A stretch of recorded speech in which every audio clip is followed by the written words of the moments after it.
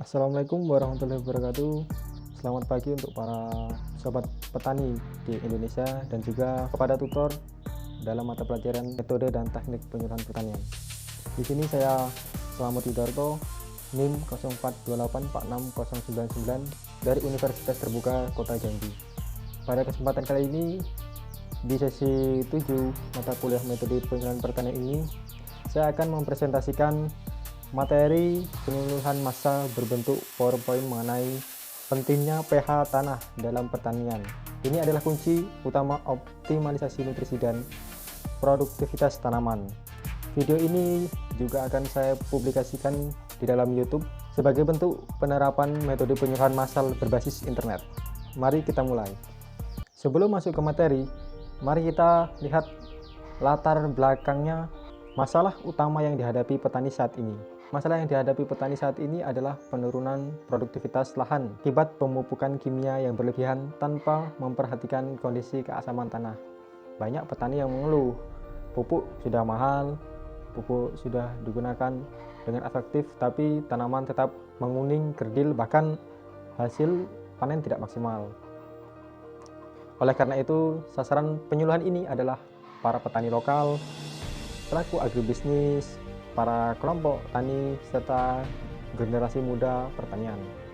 Tujuan publikasi materi ini adalah meningkatkan kesadaran massal bahwa sesungguhnya kunci utama efisiensi dari pupuk dimulai dari yang paling dasar, yaitu pengolahan pH tanah yang ideal. Sobat tani, apa sebenarnya pH tanah itu? pH tanah adalah indikator tingkat keasaman atau basa.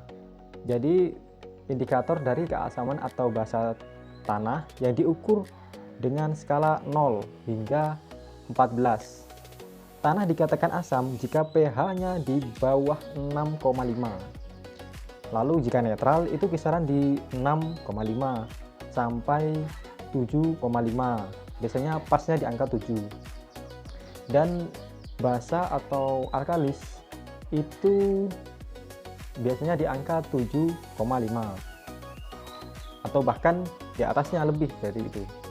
Dan di Indonesia, tantangan terbesar kita adalah dominasi dari tanah asam, terutama untuk di wilayah Bukit Bungkul yang sebelumnya saya melakukan praktik tugas tutorial 2 mengenai cek pH tanah di kelompok tani Sukmajaya.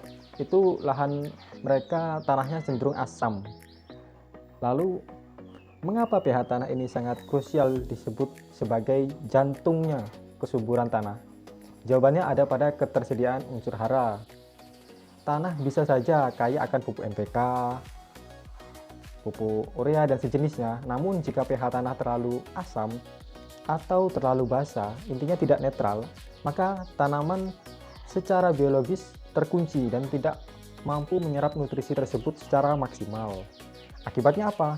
Ya akibatnya biaya pupuk ya terbang sia-sia. Ya kita sebagai petani mengeluarkan anggaran untuk perawatan tidak sepenuhnya maksimal hasilnya.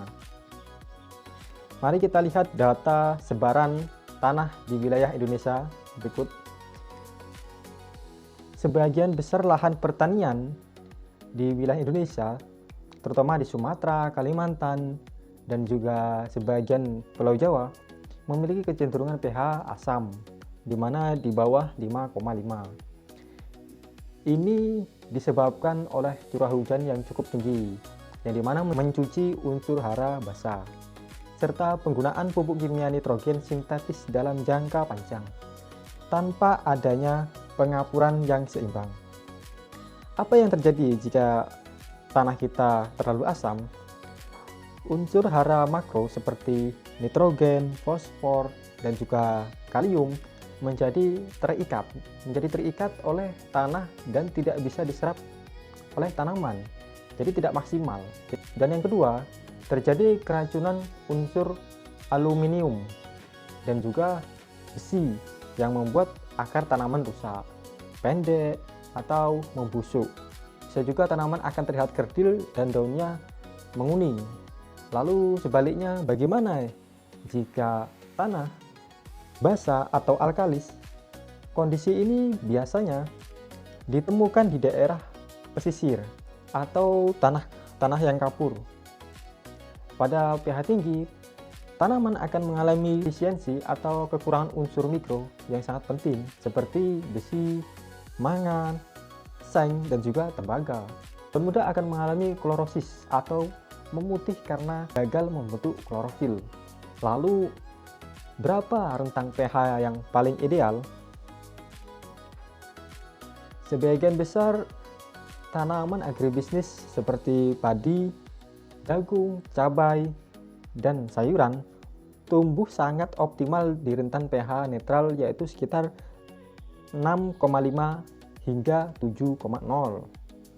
Pada kondisi netral, semua unsur hara makro dan juga mikro berada dalam posisi paling tersedia dan siap diserap secara maksimal oleh perakaran tanaman. Jadi jika pH-nya netral, maka pupuk akan terserap secara maksimal. Sobat petani Indonesia, slide ini menunjukkan grafik yang sangat penting. Perhatikan efisiensi serapan pupuk NPK pada pH asam. Pada pH 5,0, pupuk fosfor yang diserap tanaman hanya sekitar 34%.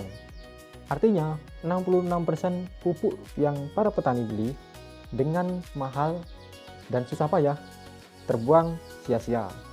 Namun begitu kita menaikkan pH ke angka 6,5, efisiensi serapan NPK melonjak hingga mendekati 100%.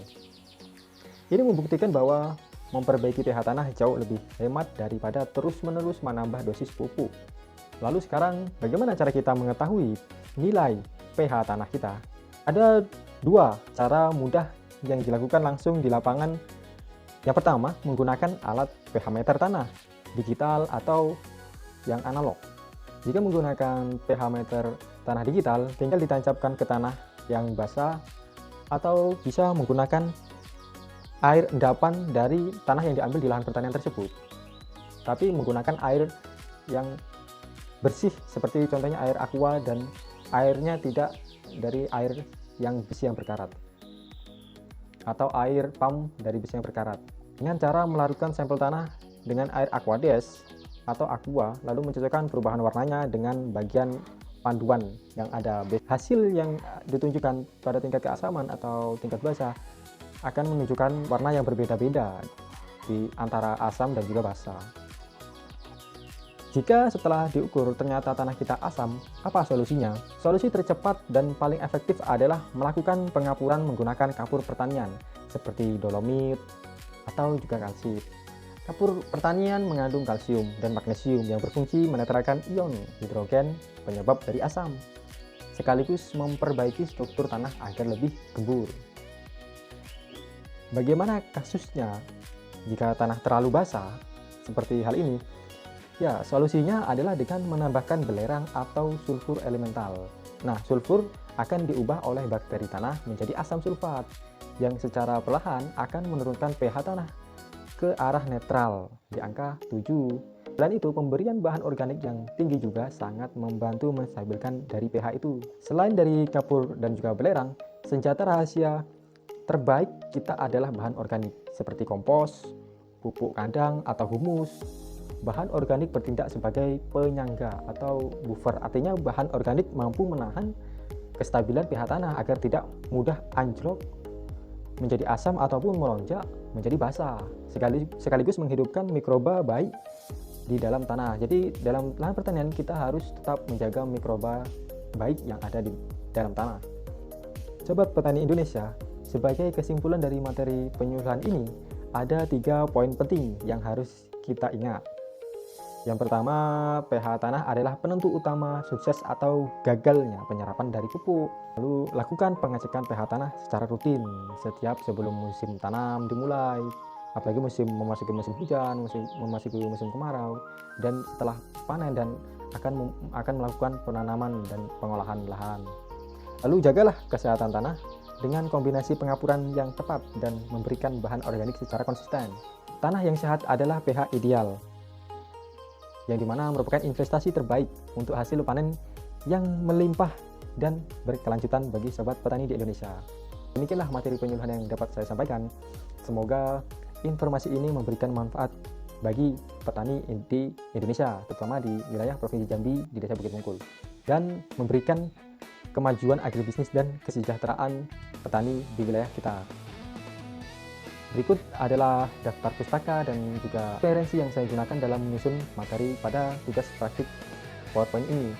Terima kasih atas perhatiannya, mohon maaf jika terdapat kekurangan dan juga kesalahan maupun pelafalan yang kurang pas. Saya Slamet Widarto, saya akhiri. Wassalamualaikum warahmatullahi wabarakatuh. Salam Petani Indonesia.